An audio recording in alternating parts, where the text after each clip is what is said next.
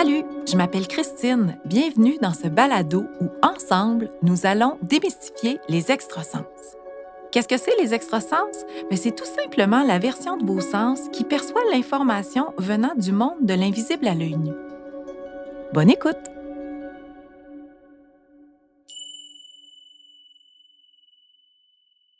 Bonjour et bienvenue. Très heureuse de vous retrouver pour ce 7e épisode de Démystifier les extrasens. Dans cet épisode, maintenant qu'on a fait le tour de nos extrasens, j'ai envie qu'on s'amuse un peu et j'avais envie de vous partager des anecdotes, des petits moments cocasses qui se sont produits dans ma vie, dans la vie de mes enfants, de mon entourage aussi, et qui, pour moi, ont un lien avec les extrasens. Donc, simplement pour vous montrer un peu ce que ça peut avoir l'air dans le quotidien, ce que ça peut générer comme événement loufoque ou parfois incompréhensible pour le reste des gens qui nous entourent. Faut savoir que moi, j'ai pas toujours eu cette ouverture-là. Donc, plus on recule dans le temps, puis plus je vais donner des exemples, je peux maintenant les regarder avec une certaine distance, puis comprendre ce qui se passait.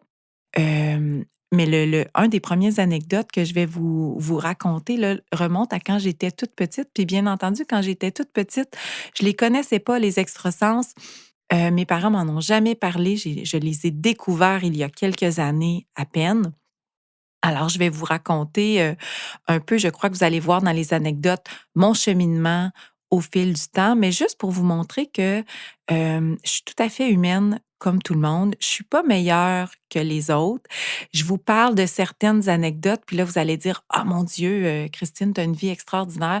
Pas pantoute, c'est juste que là, dans ce dans cet épisode, ça va être un concentré de ces moments, mais il y a des journées où moi aussi, je suis complètement désaxée, où je suis pas branchée, où je suis pas dans la claire conscience.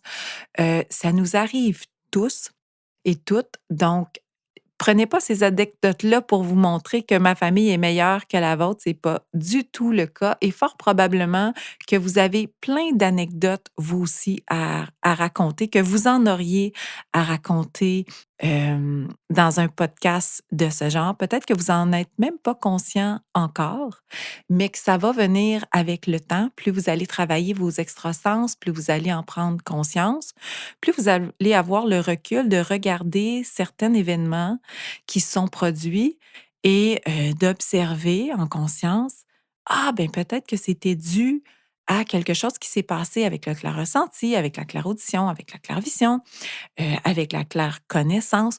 On a tous des anecdotes à raconter à ce sujet et je vous rappelle que mon but en enregistrant ce podcast, c'était et c'est encore de normaliser les extrasens. Alors, si je vous partage des anecdotes aujourd'hui, c'est vraiment pour les normaliser, pour vous montrer que dans le quotidien, ça s'applique, que c'est pas toujours farfelu, ça peut être très simple, mais des fois, ça peut aussi être très perché. Il y a un peu de tout.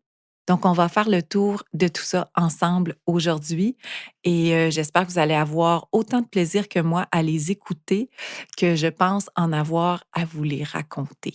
Alors, c'est parti. Bonne écoute. Bon, d'emblée, je vous ai dit qu'on commencerait avec une anecdote de quand j'étais petite. Alors, si je me décris comme enfant, on disait que j'étais une enfant très timide, extrêmement gênée, toujours collée contre ma maman quand on allait faire des commissions.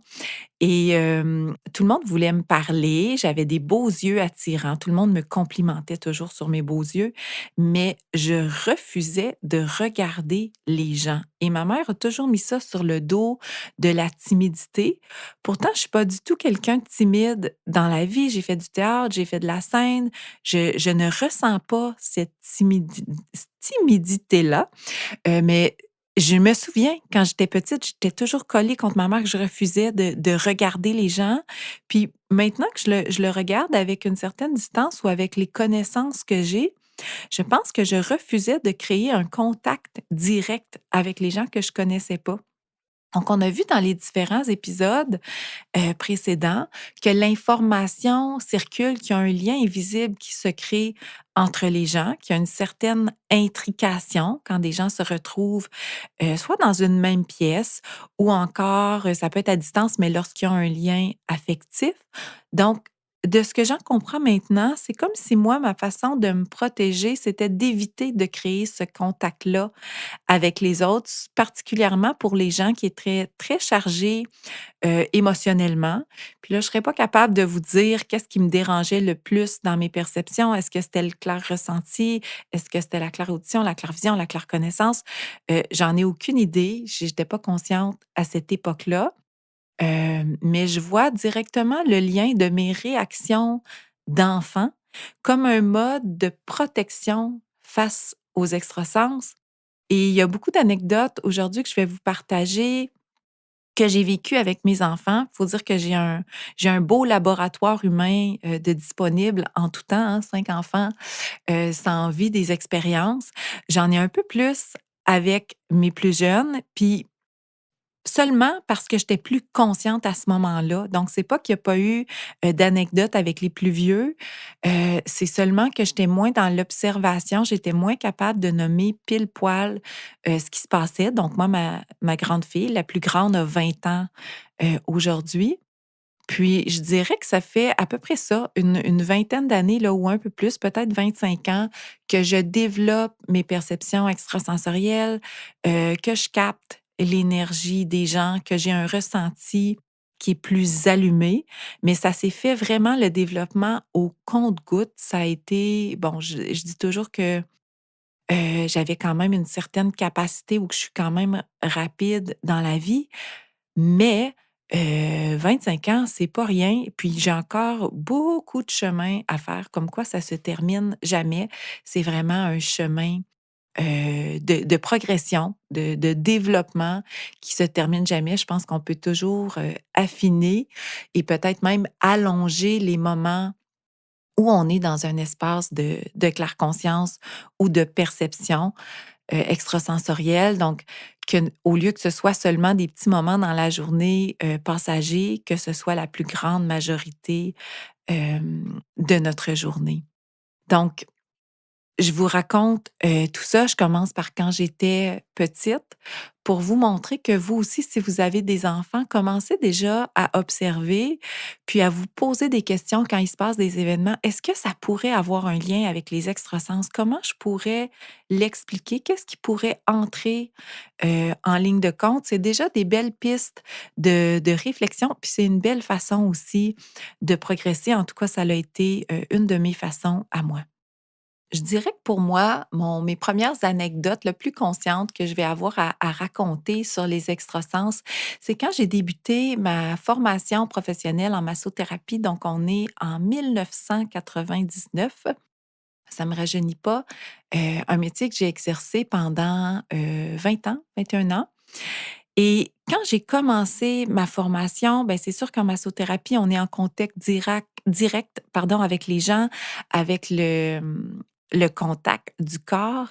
Et dès mes premiers cours, j'ai vraiment senti qu'il y avait un transfert qui se passait au niveau énergétique, que je captais certaines choses. Il y avait une fatigue qui s'installait dans mon corps, peut-être que d'autres participants ou d'autres élèves n'avait pas dans le cours. Puis je me souviens quand je revenais à la maison puis que je racontais ça à mon chum qui est bon, j'ai toujours le même chum. Ça fait longtemps qu'on est ensemble. Il a eu le je ne sais pas si c'est le plaisir ou le déplaisir, faudrait lui demander, de voir toute cette évolution-là. Et quand je revenais à la maison puis je lui disais: «Ah, il y a un transfert d'énergie, il se passe quelque chose, je capte des choses», il m'appelait la sorcière.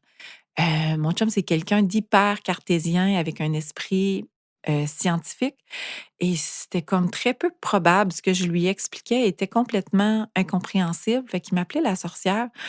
Puis je trouvais ça bien drôle, mais ça a commencé comme ça, par simplement le fait de mettre la main, d'avoir un contact direct avec toutes sortes de gens qui sont pas seulement les gens avec qui j'ai un lien affectif, mais il y avait les autres élèves du cours, il y avait des cobayes aussi qu'on recevait et là, je me suis rendu compte qu'il y avait quelque chose qui se passait dans le monde invisible. Ça a été mon point de départ, pour moi, premier. Ensuite, un autre événement, je dirais, qui a été, marquant, c'est ma première grossesse. Pendant ma première grossesse, il y a eu les événements du 11 septembre.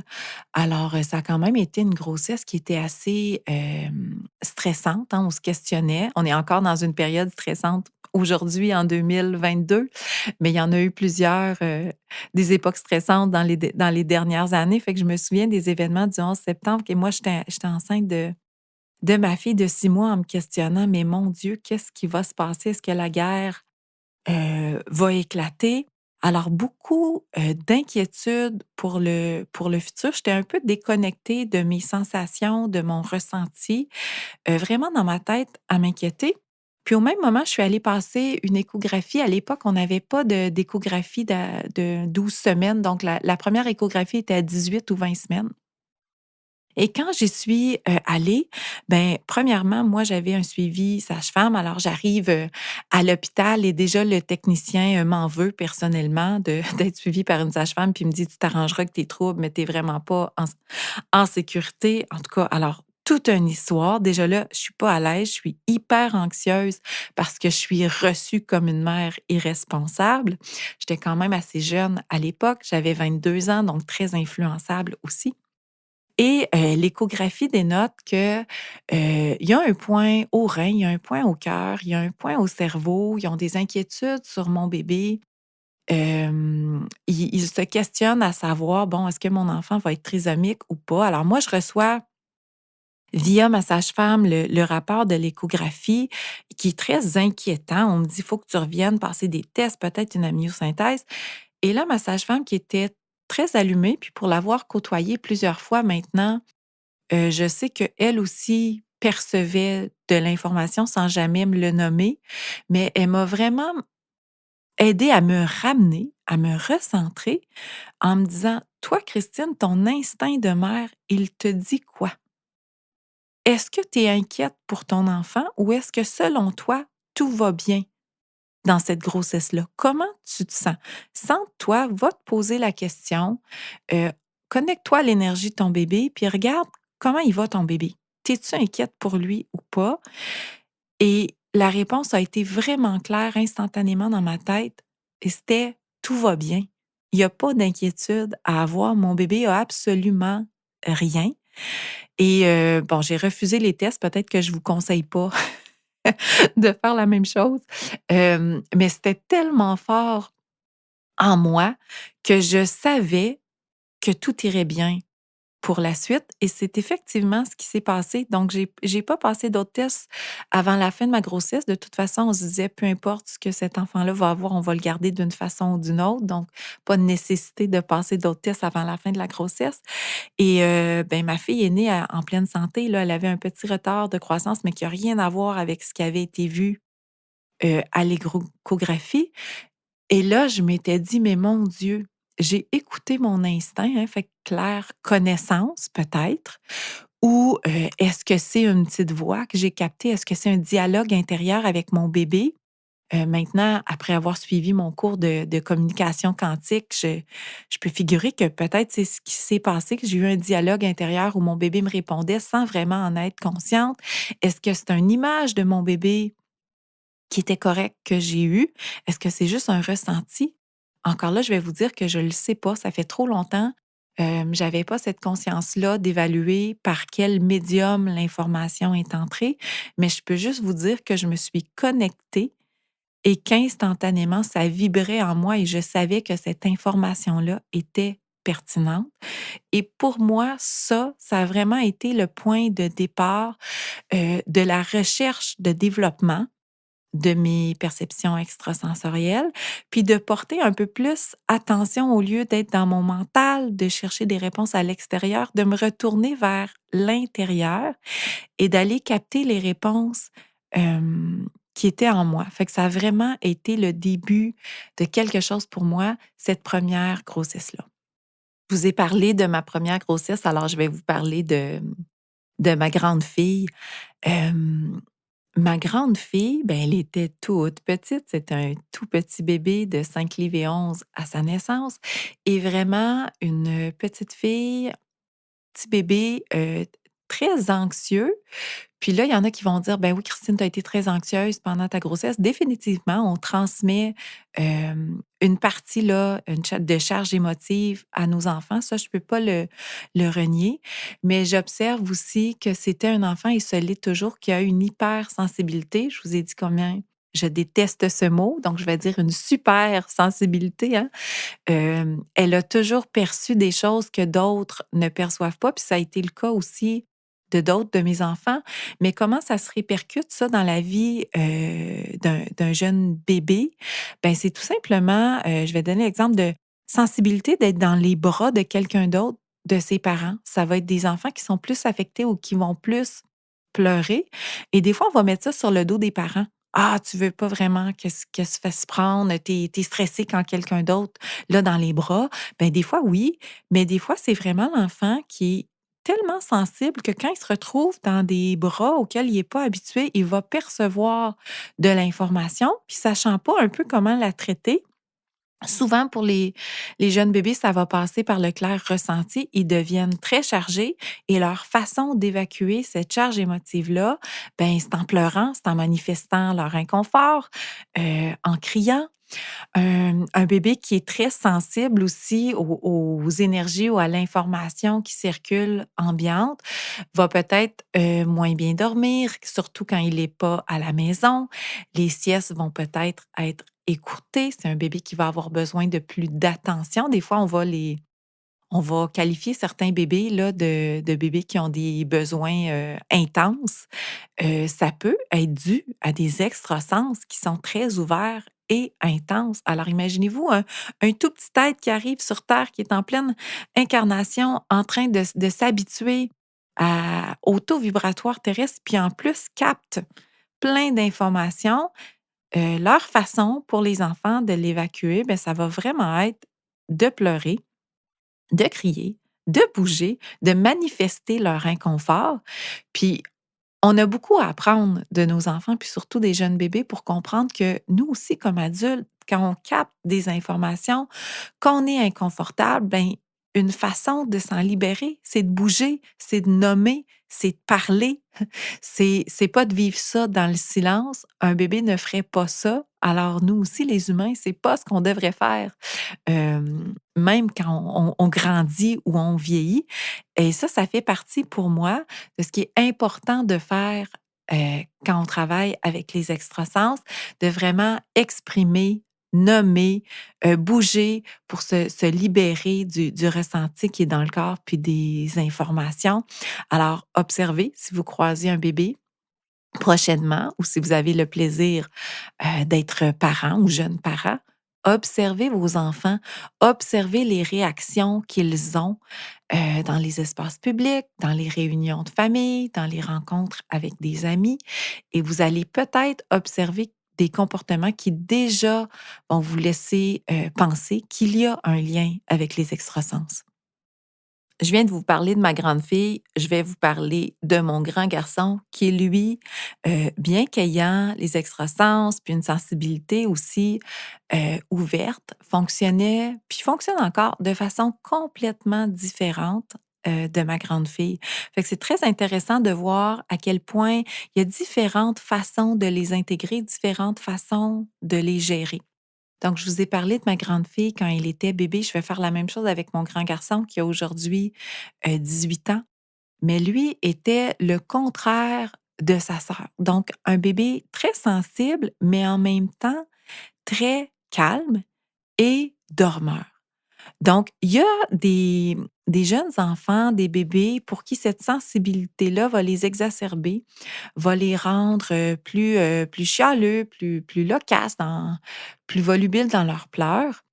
Hem, pour mon deuxième, c'était le contraire. Ça avait un effet de le ramener un peu dans une bulle lunatique ou je ne sais pas si je nommerais une transe, mais c'est pas un bon mot. C'est vraiment un état un peu figé et un peu endormi. Donc, c'était un grand dormeur, bébé et jeune enfant. Il dormait beaucoup, beaucoup, beaucoup. C'est comme si pour lui, c'était difficile de se libérer de tout son clair ressenti. Donc, pour lui, Ce que j'observais déjà à l'époque, c'est que c'était, l'extrasens qui était le plus ouvert chez lui, qui était très sensible à l'énergie quand il allait quelque part dans une nouvelle maison, dans un lieu. Je le voyais observer ou tester un peu, de façon très inconsciente, là, le taux vibratoire de l'espace. Moi, je disais toujours: «Il fait comme un petit survol, il scanne l'environnement avant de décider s'il peut être confortable ici ou pas». Mais pour lui, l'effet que ça avait sur son corps, c'était de créer une grande fatigue, une fatigue extrême et bon, c'est un petit garçon qui était, très très actif avec un développement moteur vraiment très, rapide. Il courait, à 8 mois et demi, alors ça vous donne une idée. On l'a vite sorti de sa basinette, de son petit lit de bébé parce qu'il était capable de sauter en bas à l'âge de 9 mois. Alors très tôt, il y a eu un matelas au sol dans sa chambre. C'était moins dangereux comme ça. Et c'était pas rare dans la journée quand il y avait plein de gens ou plein d'actions que tout à coup on se tournait puis on cherchait, bon, où est-ce qu'il est passé? Ben il était parti dans son lit se coucher. Lui, quand il y avait trop d'actions, trop d'énergie, trop de choses à sentir, son besoin de se reposer, puis tout simplement de s'isoler pour aller dormir. Puis je peux dire que je pense que je suis un peu comme ça, j'ai un petit peu des 2 côtés moi. Parfois ça va créer de l'extabilité puis, vraiment le besoin d'extérioriser un peu ce que je sens, mais d'autres fois ça va générer une grande fatigue. Alors 2 bébés dans la même famille, avec les mêmes parents, mais des façons complètement différentes de gérer, le la captation là de l'information. Ensuite, je peux vous parler de mon troisième bébé si on veut les comparer, chacun là avec leur mode de fonctionnement.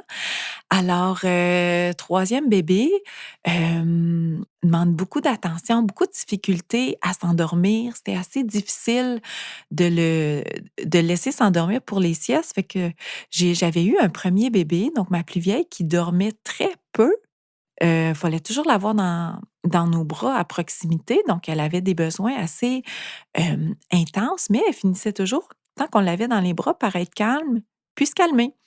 Alors moi, mon troisième qui manifestait son mécontentement de toutes sortes de façons, ben mon réflexe, c'était de le tenir dans mes bras le plus longtemps possible, jusqu'à ce que je découvre que lui, ce qu'il voulait quand il se mettait à pleurer, c'était de se faire déposer.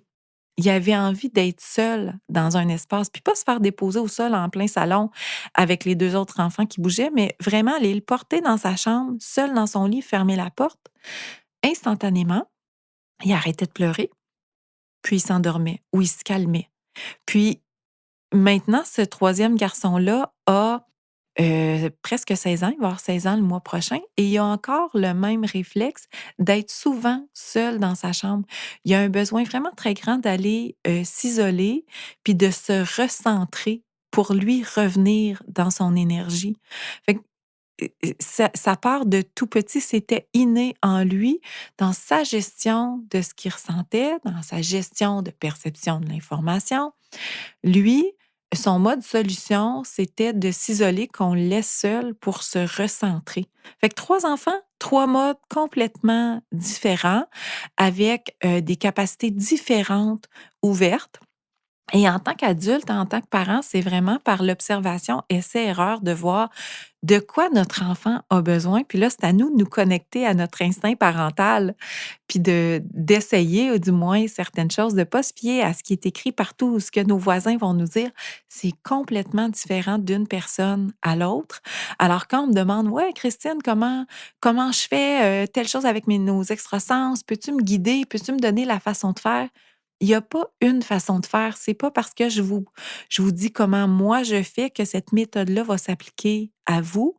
Puis ma méthode ne s'applique pas à mes enfants. Ils ont chacun leur méthode.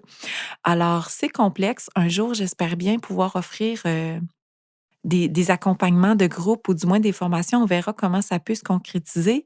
Mais c'est vraiment le défi en ce moment auquel je fais face de voir que, ben, chaque personne a sa propre solution. Ce n'est pas toujours la même chose. Donc, il faut vraiment trouver son mode de fonctionnement personnel. Je fais le tour de mes enfants, fait que je vais toutes les faire. Je vais vous parler de mon quatrième enfant, donc ma fille. La quatrième était une petite fille qui est née quand même avec, beaucoup d'écart là, il y a eu mes 3 plus vieux ont été quand même rapprochés en âge, puis ensuite, il y a eu une pause de presque 6 ans et demi avant qu'elle vienne au monde et bébé complètement différent qui elle est née, elle faisait ses nuits, elle dormait, déjà fantastique. Presque toujours de bonne humeur, une enfant très souriante et qui était toujours, toujours, toujours à la recherche du contact avec les autres. Et je vous parlais que moi, petite, j'évitais le contact visuel. Je voulais pas, créer ce contact-là ou peut-être pas, créer de lien ou ressentir ce qu'il y avait chez les autres. Ma quatrième, c'était le contraire. Elle recherchait un contact visuel, mais non seulement ça, pas seulement un contact visuel, mais aussi, le toucher, d'aller toucher aux gens pour explorer et on voyait que c'était vraiment pour elle une façon de rencontrer l'autre. Puis là, je vous parle toute petite, là, à 6 7 mois. Si quelqu'un entrait dans la maison, la première chose qu'elle faisait, ça allait être de créer un contact visuel, de manifester son vouloir d'aller dans les bras de la personne. Puis une fois dans les bras de la personne, on voyait qu'elle était comme en arrêt, en lecture de quelque chose et plus elle a vieilli, plus ça se manifestait. C'est-à-dire que, autour de 9, 10, 11 mois, peut-être 1 an, elle était assez vieille pour demander les bras de quelqu'un et dès qu'on la mettait dans les bras de quelqu'un, non, cette fille-là suçait ses doigts, donc mettait ses doigts dans sa bouche et avec la main qui était disponible, allait toucher l'oreille de la personne qui la tenait, puis en la regardant droit dans les yeux. Alors là, pendant longtemps, on s'est questionné, mais qu'est-ce qu'elle fait? À aussitôt qu'on la mettait dans le bras de quelqu'un, les doigts allaient dans la bouche, fait qu'elle les suçait aussi quand elle dormait. Puis je dis les doigts parce que c'était pas le pouce, c'était vraiment 2 doigts, renversés dans la bouche. Mais ce qui était vraiment, spécifique, c'est qu'à toutes les fois, elle allait toucher avec le pouce et l'index le lobe d'oreille de la personne qui la tenait. Alors pendant longtemps, on a ri un peu de ce petit tic-là qu'elle avait. Puis, à un moment donné, j'en suis venue à me questionner, mais qu'est-ce qu'elle fait? Pourquoi elle fait ça? Qu'est-ce qu'il y a sur l'oreille? Alors, j'ai ressorti mes livres de massothérapie, de méridien, hein, quand on parle de massage d'origine un peu plus asiatique, là, de shiatsu, de hama, de voir est-ce qu'il y a quelque chose dans l'énergie qu'elle peut sentir via ce lobe d'oreille-là? Et la réponse était oui. J'ai trouvé dans un de mes livres que sur le point de l'oreille, puis là, je reconnais que c'est exactement celui qu'elle touchait, c'est un point de lecture d'énergie en acupuncture ou en médecine ayurvédique là, ou asiatique pour aller sentir comment est l'énergie de la personne. Il y a un pouls énergétique qui sort qui donne une lecture. Et ça, j'étais complètement ébahie de voir que de façon innée, elle le faisait à tout coup, puis elle l'a fait pendant vraiment longtemps, je dirais jusqu'à l'âge de 4 5 ans, jusqu'à temps qu'elle se rende compte que, tout le monde riait de ça, fait qu'elle a arrêté de le faire avec l'entrée à l'école. Mais donc elle, elle venait pas excitée, elle devenait pas irritable, c'était pas de la fatigue que ça créait, elle avait pas besoin de s'isoler. Au contraire, c'est une enfant qui se servait des informations, qu'elle captait. C'est vraiment quelqu'un qui avait la capacité puis je dis qu'il y avait parce qu'elle l'a perdu un peu avec l'entrée à l'école. Je pense qu'elle a ça l'a confrontée de voir que tout le monde ne fonctionnait pas comme elle, alors elle a régressé un peu à ce niveau-là, donc c'est pour ça que je le nomme au passé. Mais à cette époque-là, c'est jusqu'à l'âge de 5 6 ans, c'était vraiment une enfant qui était constamment tournée vers les autres et qui allait à la recherche d'informations de toutes les façons et c'était vraiment visible et évident dans son comportement, même pour les gens qui sont pas ouverts ou qui qui connaissent rien à l'énergie, aux perceptions extrasensorielles. Tout le monde se posait la question: «Mais qu'est-ce qui se passe? Mais qu'est-ce qu'elle fait?» Hem, à l'épicerie, c'est un enfant, tu sais, quand elle est assise dans le panier, elle recherchait le contact visuel avec tous les gens qui passaient et elle faisait des mimiques jusqu'à ce qu'elle réussisse à faire sourire les gens qui passaient et plus c'est difficile de faire sourire quelqu'un, hein, on peut imaginer que moins bien il va, plus le sourire est loin et plus elle travaillait pour aller le chercher. C'était vraiment, incroyable et spécial à voir. Fait qu'une quatrième façon de fonctionner. Ensuite, environ, 2 ans plus tard, est né mon dernier garçon qui, lui, était vraiment, hem, hypersensible. Puis en vous le disant, je réalise que j'avais jamais fait le lien, je le fais à l'instant. Quand même un mode de fonctionnement un peu semblable à ma grande fille, donc ma 1re, un bébé plus sensible, mmh, puis j'ai envie de dire encore plus sensible que ma 1re parce que jamais ce bébé-là a pu se faire prendre, sans pleurer, par d'autres gens que ses parents ou ses frères et sœurs. Dès qu'il y avait de la visite, dès qu'il y avait quelqu'un de l'extérieur, puis j'inclus les grands-parents qui pourtant étaient très présents, qui gardaient régulièrement, ils ne faisaient que pleurer, il y avait rien à faire. Puis, tu sais, des fois, on se dit, «Ah, c'est les parents qui veulent pas, qui sont stressés». Je peux vous garantir qu'à mon 5e bébé, quand les grands-parents ont pris les 4 autres puis qu'ils les ont gardés, abondamment, j'avais aucune inquiétude à mettre mon bébé dans les bras de quelqu'un d'autre, mais pourtant, il ne voulait pas. Jamais on a pu l'amener dormir ailleurs, il ne dormait pas. Hem, jamais on a fait de longs voyages avec mon garçon, c'était impossible. On adore le camping. En camping, je faisais 1 heure de voiture tous les soirs pour réussir à finalement l'endormir. Donc un bébé beaucoup plus, anxieux, mais que je nommerais aussi, lui, hypersensible à toute cette captation-là de l'énergie. Puis bon, il y a quand même eu un grand écart là entre, toutes mes grossesses, fait que plus de 10 ans entre ma plus vieille et mon plus jeune. Et le taux de la Terre, le taux vibratoire terrestre avait changé, l'évolution humaine aussi s'est faite et je vois les changements qui se sont faits d'un enfant à l'autre. Je pense pas que, le dernier, s'il était né, 10 ans plus tôt dans une autre époque, aurait réagi de la même façon. Mais on arrive à un moment où les enfants doivent apprendre à travailler ou à utiliser leur extrasens et pour moi particulièrement, mes 2 derniers enfants qui sont nés après 2012, donc après cette explosion du taux vibratoire terrestre, j'ai vu à quel point les perceptions sensorielles prenaient plus de place dans leur vie, dans leur quotidien, que dans, notre vie d'adulte ou encore que dans la vie de mes autres enfants. Il y a vraiment une étape, de tournée. Puis j'ai accompagné par la suite, ben, plein de couples là, en accompagnement à la naissance, mais aussi des jeunes enfants qui ont justement des défis reliés avec les extrasens. Puis je peux témoigner de ça. Il y a vraiment quelque chose qui se passe, il y a un éveil et c'est pour ça qu'il faut travailler à le normaliser parce que c'est vrai que c'était pas la norme il y a quelques années, mais c'est la norme vers laquelle on s'en va.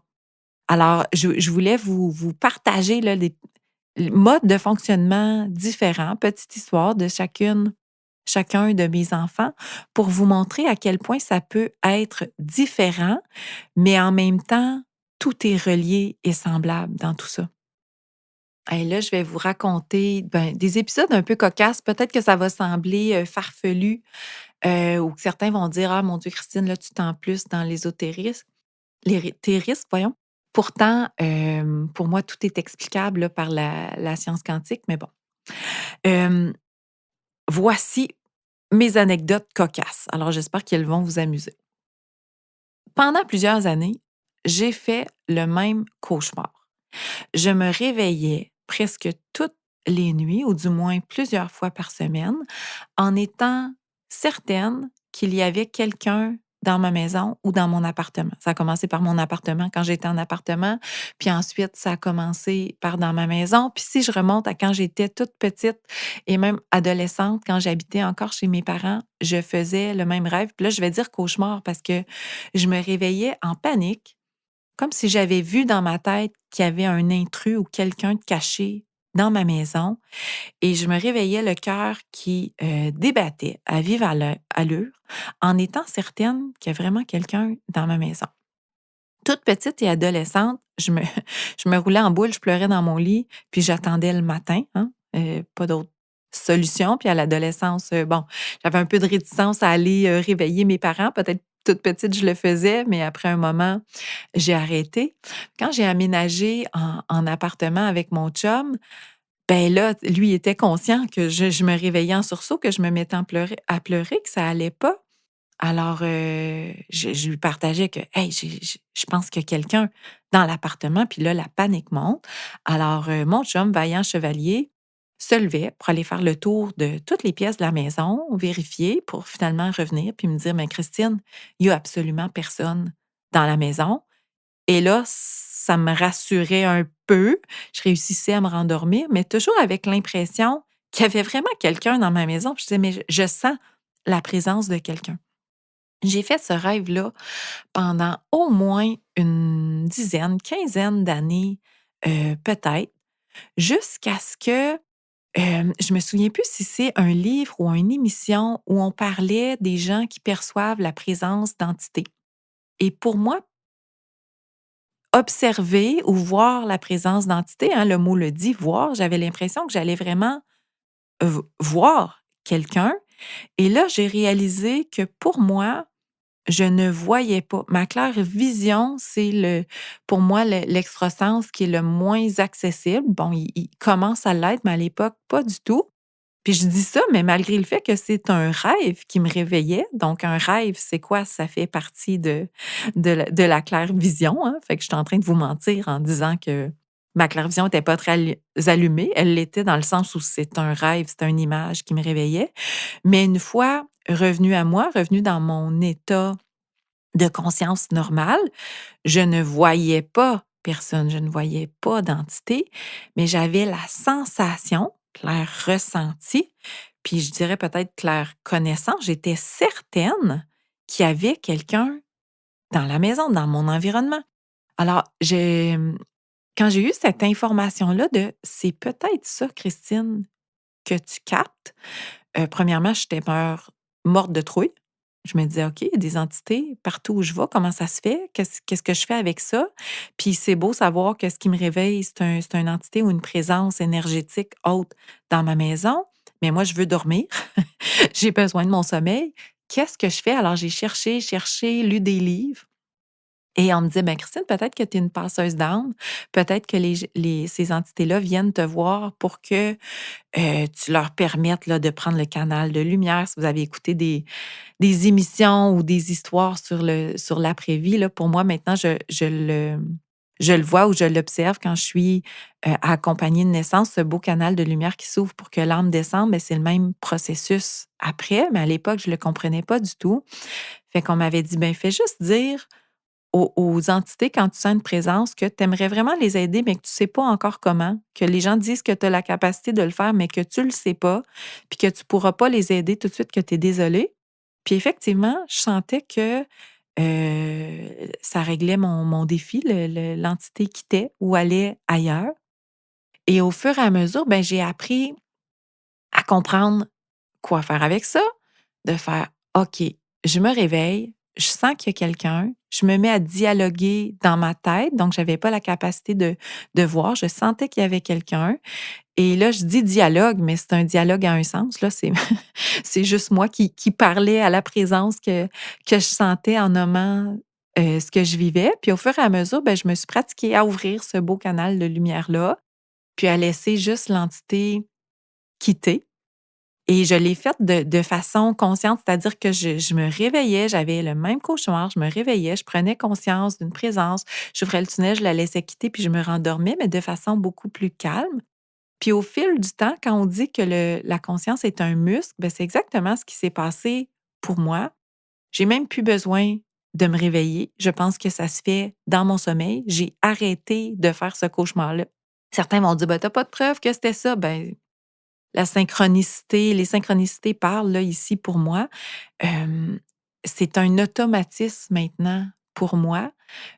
Ça ne m'arrive plus d'avoir besoin de le faire dans ma maison. C'est comme s'il y a une partie de mon inconscient qui a intégré que quand je sens une présence comme celle-là, je dois ouvrir le canal, ouvrir le passage, juste me connecter d'une certaine façon pour permettre à l'âme de quitter, point. Et ben, éventuellement, je m'en suis servie dans mon travail des fois à diverses occasions, mais tout le monde a la capacité de faire ça. C'est juste de le savoir puis de le pratiquer. Puis je suis partie complètement néophyte là-dedans, dans le sens où j'avais aucune idée. J'étais apeurée, terrorisée. Et pendant ces 15 années-là où j'ai fait ce même cauchemar-là en habitant, avec mon chum, avec mon mari, ben, je peux vous dire qu'à toutes les fois que je l'ai fait, mon chum, je l'ai obligé à se lever puis à faire le tour de la maison, vérifier que toutes les portes étaient barrées, ouvrir toutes les lumières pour s'assurer qu'il y avait personne dans la maison parce que j'étais morte de trouille et j'arrivais pas à me rendormir sinon.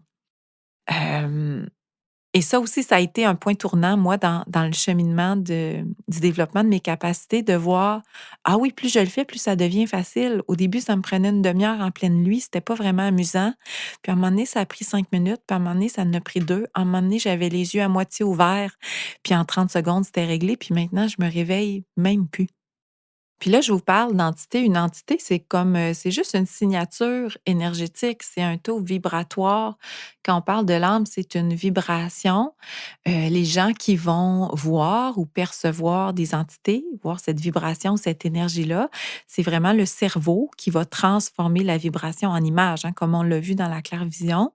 Alors, il y a un de mes garçons qui, lui, tout petit, voyait ces entités-là, pouvait me dire: «Ah, il y a monsieur, une madame», il me racontait ce qu'il voyait. Puis là, maintenant, je lui raconte ça, puis il en a absolument aucun souvenir, il se souvient pas du tout. Mais très petit, il me le nommait facilement. J'ai un autre de mes garçons qui ne voyait pas, mais qui sentait comme moi, c'était vraiment dans son clair ressenti la présence ou un inconfort et il se mettait à pleurer, instantanément. C'est tous des bons modes de fonctionnement, c'est juste des façons différentes. Et si vous, êtes à l'affût ou à l'écoute, il y a beaucoup, beaucoup d'expériences comme ça avec des enfants qui vont vous nommer des choses, hem, qui sont peut-être incompréhensibles ou inaccessibles pour des adultes. Quand on est tout petit, on n'a pas la barrière du mental de ce qui se peut et ce qui se peut pas. On se met pas de limite, on se permet juste de vivre ce qui est là. Puis je pense que c'est ce qui fait que beaucoup, beaucoup d'enfants vont capter la présence d'entités, vont voir, vont avoir un ami imaginaire, hein. Qu'est-ce que ça peut bien être un ami imaginaire, sinon que un taux vibratoire ou une énergie que l'enfant capte puis qu'il visualise. Alors il y a cette réalité-là. Hem, un petit fait cocasse par rapport à ça, je me souviendrai toujours, ma grande sœur avait déjà, 2 filles. Elle a eu une troisième grossesse et fait une fausse couche très tôt dans sa grossesse. Puis, le mois suivant, ben, une de ses filles, celle du milieu, sa deuxième, commence à lui parler de son bébé, du bébé qu'elle a dans son ventre. Et puis là, ma sœur lui dit: «Ben non, ma chouette, tu sais, maman, elle l'a perdu le bébé, il est plus dans mon ventre». Et là, sa fille qui a à peu près, 2-3 ans à ce moment-là, la regarde puis elle dit: «Ben, je le sais, pas celui-là, le nouveau qui vient d'arriver». Et c'est comme ça que ma sœur a su qu'elle attendait un troisième enfant puis qu'elle était enceinte à nouveau. C'est sa fille qui lui a dit: «Il y a un nouveau bébé qui vient d'arriver dans ton ventre». Elle voyait l'entité énergétique, la signature, énergétique, hein, de l'âme de ce bébé-là qui venait de se présenter. Alors ça, c'est un exemple. Il y en a plein d'autres. Et il y a combien d'enfants qui perçoivent des choses comme ça ou qui le disent pas ou qui parlent à leurs grands-parents, décédés, qui vont dire voir, une dame dans le monde invisible et chaque fois qu'on ne nourrit pas ça, qu'on dit à l'enfant: «Ben non, c'est dans ta tête, tu l'inventes, c'est n'importe quoi», ben, on invalide un peu ses perceptions, puis on l'encourage à fermer tout ça, puis à pas les utiliser, hein. Si un adulte nous dit: «Ben non, c'est pas correct, c'est dans ta tête, ça existe pas pour vrai», ben, quand on est un enfant, on le croit. On se dit: «Bon, ben, OK, d'accord, je vais arrêter de faire ça». Pourtant, si on le nourrissait, puis on posait des questions: ah oui, tu vois une dame, de quoi elle a l'air? Qu'est-ce qu'elle fait? Qu'est-ce qu'elle dit? Es-tu capable de lui parler?» Si on encourageait les perceptions ou le développement des perceptions extrasensorielles, tout ça resterait ouvert beaucoup plus longtemps. Il y a quand même tout le défi de l'entrée à l'école, là, où c'est un choc pour certains enfants qui sont très ouverts parce qu'ils observent que c'est pas tous les enfants qui fonctionnent comme ça, c'est pas tous les enfants qui ont les mêmes capacités ou la même ouverture. Alors souvent, il y a un recul ou une fermeture de ces capacités-là. Puis j'ai envie de dire que c'est juste une phase où on les met en dormance, mais ils sont toujours accessibles et toujours là.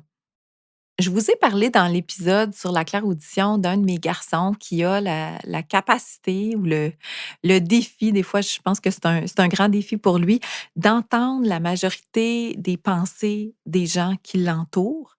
Hem et bon, mon garçon tout petit, on l'avait amené consulter en psychologie parce que ça allait vraiment pas. Il disait qu'il était fou, il comprenait pas son mode de fonctionnement. On était un peu désemparés.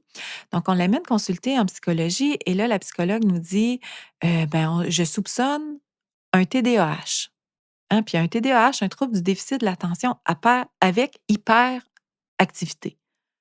Pourtant, mon garçon est un garçon hyper tranquille, très sédentaire, qui bouge très peu. Fait que là, on se disait: «Mais voyons, elle dit hyperactivité». Puis elle disait ça parce que quand il était dans son bureau, tout ce qu'il faisait, c'est bouger, bouger, bouger constamment. Il était assis sur une chaise avec un mécanisme, qui avait un pivot, donc il pouvait tourner sur place et il tournait constamment toute l'heure du rendez-vous.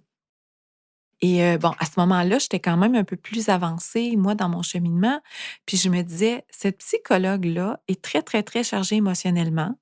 Mon fils capte ça, devient absolument inconfortable en sa présence, puis sa façon de l'évacuer», parce que là, je vous parle de mon garçon que pour lui, gérer tout ça, sa façon, c'est s'isoler puis se mettre seul dans une pièce. Il est pris dans la même pièce avec cette personne-là, alors il bougeait constamment. Sur sa chaise, courir, se lever, s'assire, tourner en rond. Alors la psychologue disait: «Mais c'est sûr qu'il y a un TDAH, il y a de l'hyperactivité». Puis nous autres, on se disait: «Mais le seul moment où il y a de l'hyperactivité, c'est dans votre bureau». Parce qu'il y avait pas la possibilité de sortir s'isoler ou de se recentrer, lui, dans son énergie. Il était pris à capter la charge émotive de la psychologue, puis il était pris là, dans ce milieu-là. Alors sa façon de le gérer, c'était de bouger. Un peu comme, quand je vous disais tout à l'heure, les bébés, des fois, ils vont manifester comme ça, bouger, mains, bras, ramener un mouvement. Donc ça peut amener de l'hyperactivité. Le fait de capter ou d'être constamment, chargé d'une charge émotionnelle, qu'elle nous appartienne ou qu'elle appartienne à quelqu'un d'autre. Alors, elle nous réfère en neuropsychologie pour qu'on aille faire des examens, une évaluation pour voir est-ce que vraiment, il a un TDAH et bon, on reçoit le on passe une entrevue et là, la neuropsychologue nous pose plein de questions sur notre fils et là, j'ai le malheur de lui parler. J'ai pas dit clairaudition parce qu'à ce moment-là, je connaissais même pas ce mot-là, mais j'ai comme subtilement apporté que, mon garçon était très, très, très empathique, avait la capacité de percevoir, l'énergie des autres et j'ai aussi nommé, qu'il faisait de la télépathie. J'ai pas dit: «Il entend les pensées des autres», mais j'ai dit: «Des fois, je me pose des questions dans ma tête, puis il répond à haute voix». Donc je pense qu'il est capable de communiquer par la pensée. J'avais essayé de nommer ça le plus concret et accessible possible et je me souviendrai toujours du visage de la neuropsychologue qui me regarde puis qui me vraiment comme si j'étais une grosse tarte, en me disant: «Madame, êtes-vous en train de me dire que votre fils est un espèce de Harry Potter?» Et là, je me suis dit: «OK, mauvaise personne, mauvais moment pour nommer véritablement, ce que vit mon fils. Mais si je peux pas nommer véritablement ce qui fait partie de ses défis, comment elle va faire pour l'aider?» Alors c'est très, c'est intéressant de voir qu'on a reçu, un diagnostic de TDAH parce que, bien entendu, une fois dans le petit bureau avec la neuropsychologue qui, elle aussi, avait une grande charge émotive, ben, mon garçon redevenait hyperactif pendant toute la durée du test. Pourtant, on n'observait pas ça du tout en classe, on n'observait pas ça du tout à la maison. C'était vraiment dans un contexte où il était anxieux avec une charge émotive, il se mettait à bouger. Et l'évaluation, bon, a aussi, noté un très haut potentiel et le défi par la suite, ça a vraiment été de trouver comment on peut l'accompagner, que ce soit en psychologie, en neuropsychologie ou avec les différents intervenants qui sont là, comment on peut l'accompagner si on ne peut pas nommer ce qu'il vit? Puis je pense que ça fait partie de la réalité de plusieurs enfants. Il y a un défi, la plupart du temps, c'est dû à ce qui se passe dans le monde invisible.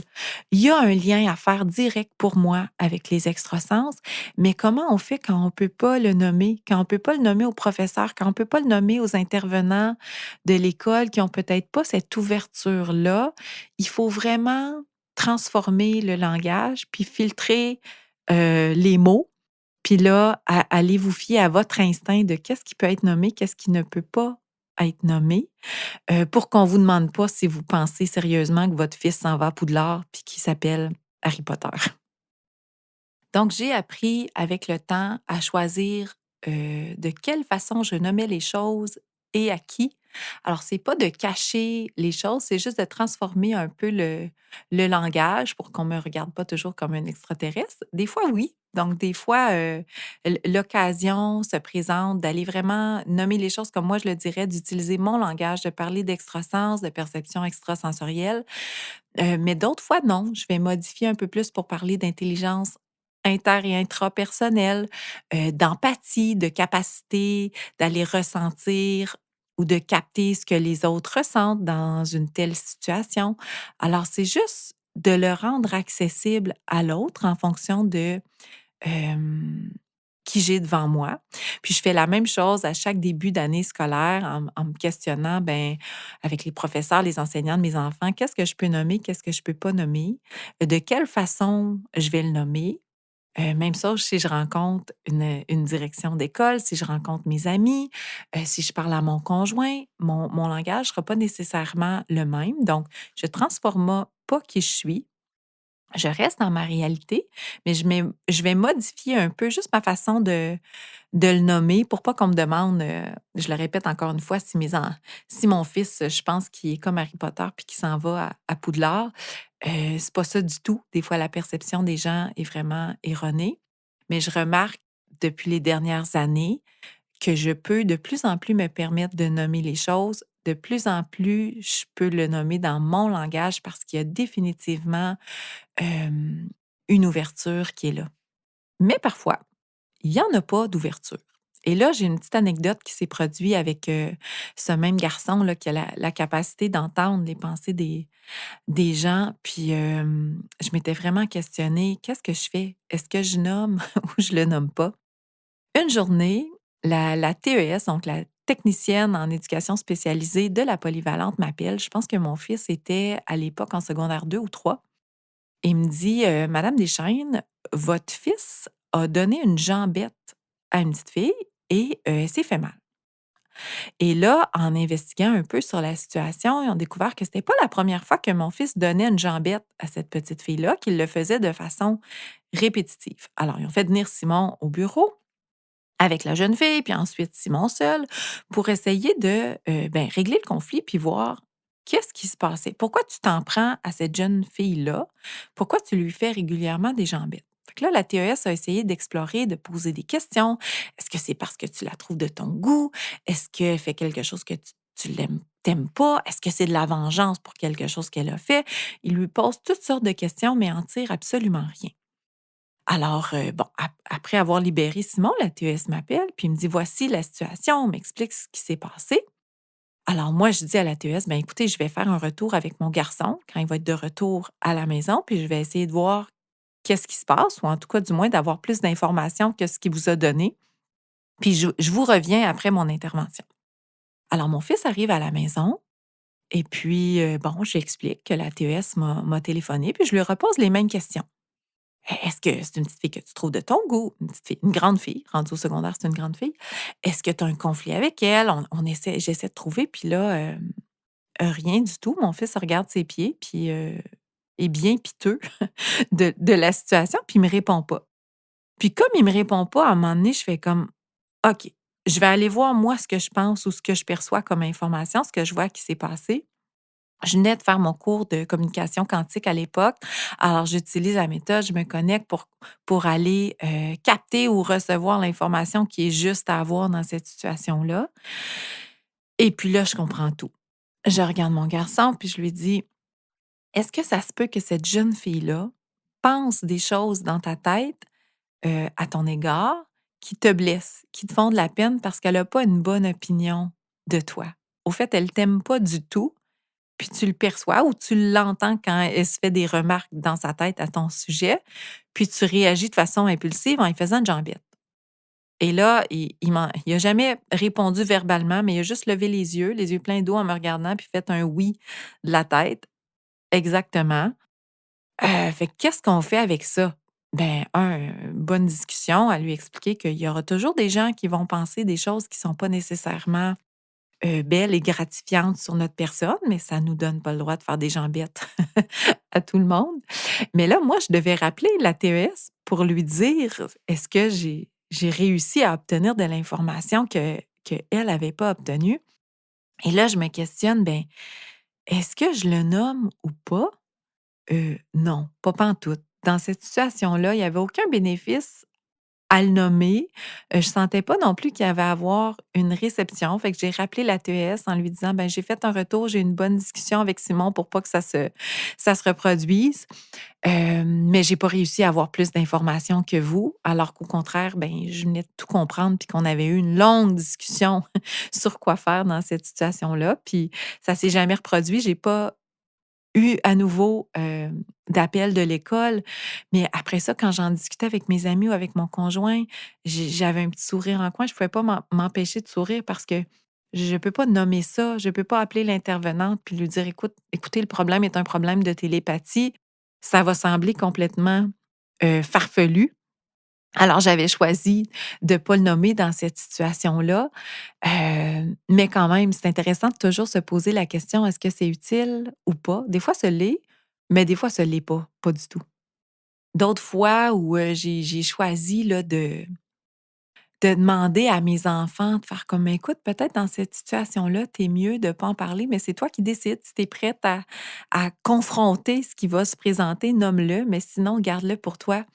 Je me souviens que, bon, mes 2 plus jeunes, les 3 plus vieux sont restés à la maison. J'étais à la maison avec eux à ce moment-là, dans leur petite enfance, donc je travaillais de soir à temps partiel. Alors je les avais toujours avec moi. C'était plus facile pour les interactions, puis intervenir, faire les interventions, j'étais toujours là. Les 2 plus jeunes sont allés, en garderie avec une gardienne formidable, qui était la meilleure gardienne du monde, que j'adore, qui est aussi, une amie, mais qui a très peu d'ouverture sur le monde de l'invisible. Et je me souviens d'une fois, ma fille revient de la garderie en me disant: «Ben là, hem, ma gardienne, elle veut pas que je parle à mes guides. Elle m'a interdit de parler à mes guides». Fait que je dis: «Ah oui?» Et là, elle me raconte ce qui est arrivé. Elle me dit: «Tu sais, des fois, je pars dans mon coin, puis là, je mets mes doigts dans ma bouche, puis je me connecte, puis je reçois des messages de mes guides». Fait que je dis: «Oui, c'est parfait». Puis elle dit: «Ben, ma gardienne, elle veut pas que je le fasse». Fait que je dis: «Ah, ben, on va regarder pourquoi elle veut pas que tu le fasses». Et là, en observant la situation, c'était de faire comprendre à ma petite cocotte qui avait 3 4 ans, ben regarde, ça lui fait peur parce qu'elle, elle leur parle pas à ses guides. Elle est même pas consciente qu'elle en a. Elle comprend pas c'est quoi, donc son réflexe, c'est de te dire de pas le faire. Puis là, c'est à toi de décider, ben, est-ce que peut-être tu prends un autre moment pour parler à tes guides, soit le matin avant de partir à la garderie ou le soir quand tu reviens? Ou encore, est-ce que tu le fais à l'heure de la sieste quand tout le monde est couché, mais tu le fais de façon silencieuse, puis tu le dis pas que c'est ça que tu fais? Ah, ça peut être c'est pas un mensonge, c'est comme omettre de nommer quelque chose, fait que c'est un choix que tu fais. Si tu as envie de continuer à leur parler à tes guides toute la journée, puis à le nommer, tu peux, mais voici ce que ça crée chez ta gardienne. Il y a une grande peur, il y a une incompréhension, il y a un malaise, il y a alors peut-être que la solution, c'est de le faire à un autre moment ou de le faire sans le nommer. Ça s'explique. Puis ça s'explique aux enfants, même chose sur la cour d'école. Ben, à toi de voir qu'est-ce que tu as envie de nommer, puis qu'est-ce que tu as pas envie de nommer. La crainte de mon conjoint, c'était toujours qu'ils soient ridiculisés ou qu'on se moque d'eux. Puis je disais: Laisse-leur choisir ce qu'ils nomment puis ce qu'ils nomment pas». Je pense qu'ils vont apprendre assez rapidement, ce qu'ils ont besoin de nommer puis ce qu'ils ont besoin de garder pour eux. Puis s'ils décident de nommer puis de choisir qui ils sont, malgré les taquineries, ben, tant mieux parce qu'on ne devrait jamais modifier qui on est réellement en fonction du besoin des autres. On peut s'adapter, on peut modifier, mais on ne peut pas jamais modifier véritablement qui on est en tant qu'être, ça va juste amener de c'est pas dans la recherche du bonheur, hein, ça amène juste c'est une façon d'être malheureux, malheureuse à l'intérieur, de pas être véritablement qui on est, puis de pas laisser, émerger notre essence propre.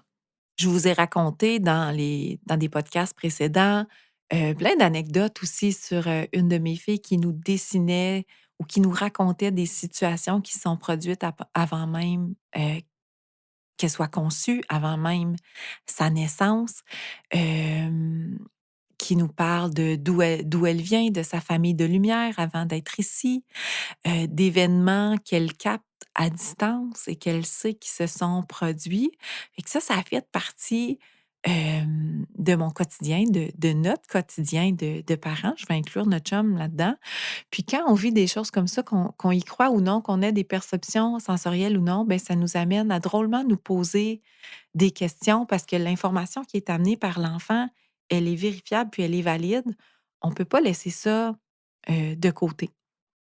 Des fois, il y a des situations un peu plus, loufoques qui se produisent.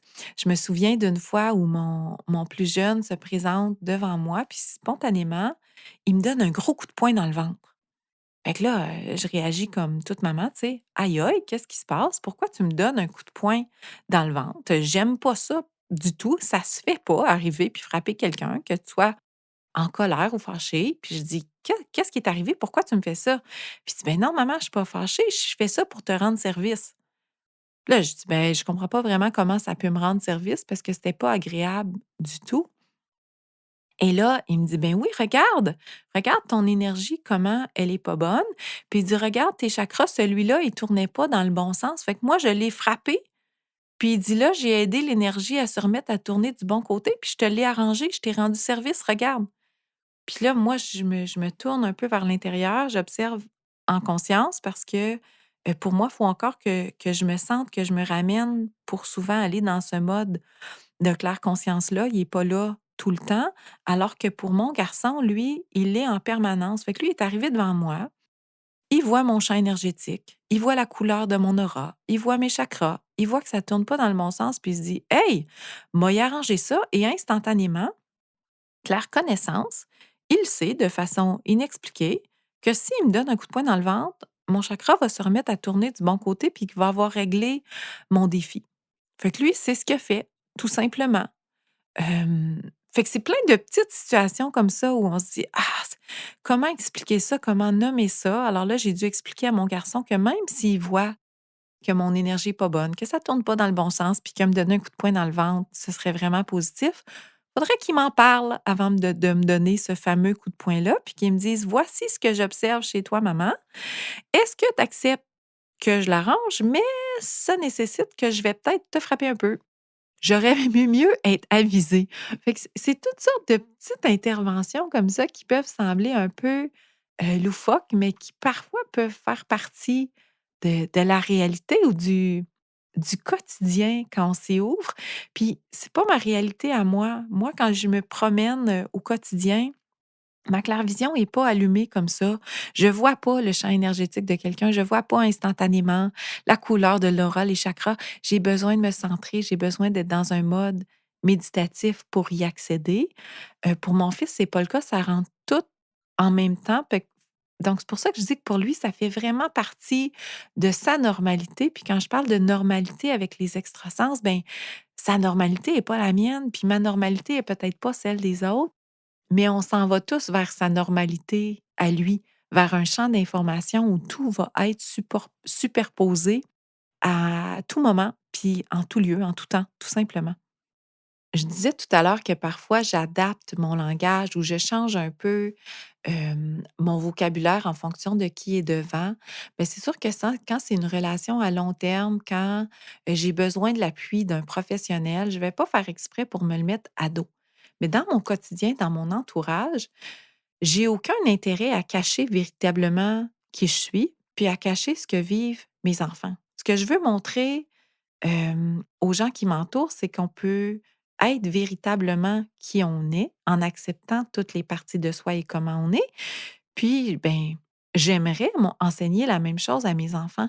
Fait qu'il m'arrive maintenant souvent de nommer des choses qu'on va vivre à haute voix, même quand on est dans un environnement où on est entouré, d'autres personnes, où on est en public.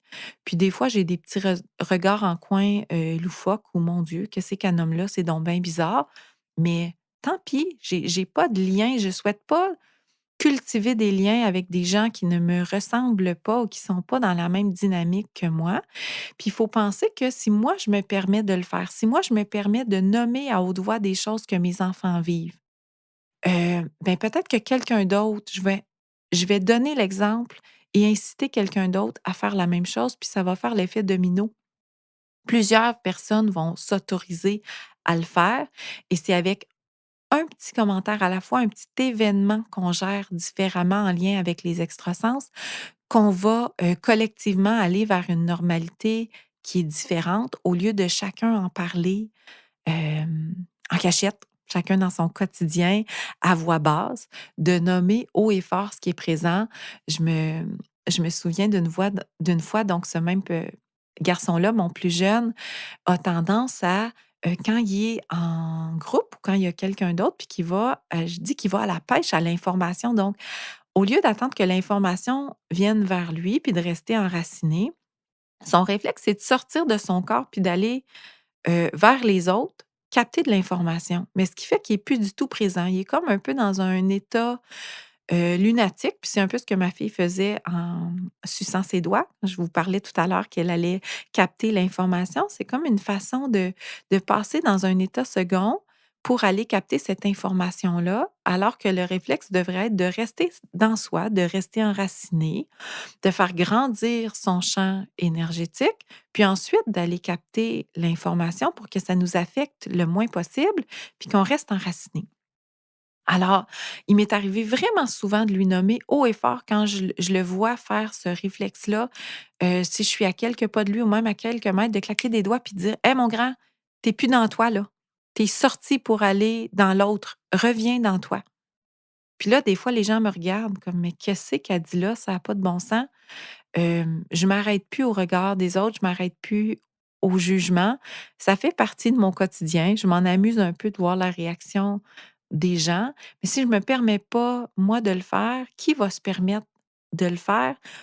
On vit tout ça, puis des fois, il m'arrive de le nommer au fort puis de réaliser que quelqu'un avec qui je suis dans la pièce, ça lui a parlé, a très bien compris ce que je nommais, puis que c'est peut-être que quelque chose qu'elle vit dans son intimité, mais ce qu'elle se permet pas de nommer. Je viens de lui donner l'opportunité d'ouvrir le dialogue avec moi. Je viens de lui dire que c'est correct ou de lui montrer que c'est correct de le faire. Puis d'autres fois, c'est d'autres personnes qui le font devant moi, puis qui, moi, m'encouragent à continuer de le faire avec mes amis, avec ma famille, avec mon entourage. On n'est pas toujours obligé de tout nommer, mais quand on est en tant que parent, c'est notre rôle et notre travail d'éduquer nos enfants. Alors, je ne vais pas cacher ce qui se vit. Alors voilà, je pense que ça fait le tour un peu de ce que j'avais envie de vous raconter, des petites histoires, des petites anecdotes, de vous raconter aussi un peu mon parcours en vous nommant des éléments clés de ce qui, moi, m'a fait cheminer dans cette connaissance-là, dans ma transformation ou l'augmentation de mes capacités, de mes perceptions extrasensorielles. Peut-être pour vous inspirer, pour vous montrer que, je suis comme tout le monde. Je suis partie d'avec aucune connaissance, avec juste des perceptions que j'arrivais pas à comprendre, des événements qui se sont produits avec ma famille, avec mes enfants, pour lesquels j'avais pas d'explication, je n'étais pas capable de nommer. Puis au fil du temps, ben, j'ai réussi, hem, à creuser, à connaître plus de choses, à apprendre sur le sujet. Puis ça, tout le monde peut le faire. Tout le monde, on dit toujours que les extrasens, les capacités extrasensorielles, c'est un muscle. La conscience est un muscle. Alors, continuez de vous muscler en ce sens-là. Je pense sincèrement que si tous et chacun, on se permet de nommer des choses, de raconter des histoires, de raconter des anecdotes, desquelles les extrasens font partie, mais si on se permet, nous, de le faire, on permet à quelqu'un d'autre de le faire, puis ça va faire l'effet domino. Il faut en parler, il faut le nommer, il faut faire de l'éducation, tout simplement. C'est tous ensemble qu'on va transformer notre réalité puis normaliser, les extrasens ou du moins les démystifier pour la grande majorité en les rendant, accessibles. J'espère que la dernière heure de ce podcast aura contribué, justement à montrer que, tout est possible, qu'on peut le vivre de différentes façons, que c'est différent pour chaque personne, pour chaque enfant, que tout le monde a une dynamique et une façon de le gérer qui lui est différente et propre, mais surtout qui est bonne. On peut apprendre, on peut modifier, on peut améliorer le tout pour mieux le vivre au quotidien, mais on ne pourra jamais nier que ça existe. On ne peut pas, je pense, juste essayer d'effacer ou de mettre de côté ou en sourdine les extrasens. Il y a pas de bénéfice à ça. C'est pas utile au quotidien. Alors moi, je vous encourage vraiment à continuer votre apprentissage, à continuer votre exploration et surtout en parler autour de vous, pour que tranquillement, on transforme notre réalité en une nouvelle réalité où, les extrasens vont être au centre de ce qu'on vit, nous, les humains et humaines de la belle planète Terre. À bientôt.